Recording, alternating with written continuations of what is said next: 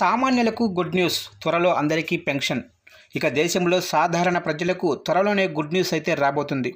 ఎందుకంటే కేంద్ర ప్రభుత్వం మరికొన్ని రోజుల్లో సార్వత్రిక పెన్షన్ పథకాన్ని ప్రవేశపెట్టనుంది.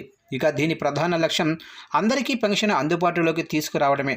ఆ వివరాలు మనం ఒకసారి తెలుసుకుందాము. దేశంలో ప్రజలందరి కోసం సరికొత్త స్కీము అమలు చేసేందుకు కేంద్ర ప్రభుత్వం సిద్ధమైనట్లు తెలుస్తుంది.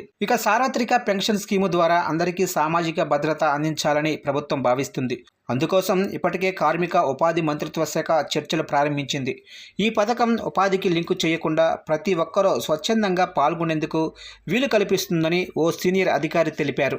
ఈ స్కీము ద్వారా ప్రధానంగా అసంఘటిత రంగ కార్మికులు, వ్యాపారులు, స్వయం ఉపాధి పొందుతున్న వారితో పాటు 18 ఏళ్ళు లేదా అంతకంటే ఎక్కువ వయసు వారంతా 60 ఏళ్ల తర్వాత పెన్షన్ ప్రయోజనం పొందడానికి అవకాశం లభిస్తుంది.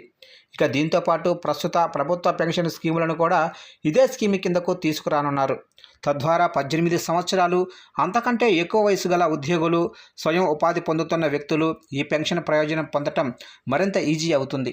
ఈ క్రమంలో ప్రధానమంత్రి శ్రమయోగి మన్ధన్ యోజన, వ్యాపారులు స్వయం ఉపాధి పొందుతున్న జాతీయ పెన్షన్ పథకం వంటి ప్రభుత్వ పథకాలను ఈ స్కీమ్లో విలీనం చేయనున్నారు. ఈ 2 పథకాలు స్వచ్ఛందమైనవి.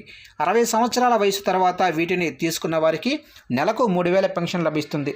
ఈ పథకంలో భాగంగా ఆయా వ్యక్తులు 55 నుంచి 200 వరకు చందా చెల్లిస్తారు. అదే సమయంలో ప్రభుత్వం కూడా అంతే మొత్తాన్ని చందాగా అందిస్తుంది. మరోవైపు ఎంప్లాయీస్ ప్రావిడెంట్ ఫండ్ ఆర్గనైజేషన్ కూడా ఈ పథకాన్ని అభివృద్ధి చేయడానికి చురుగ్గా పనిచేస్తుంది.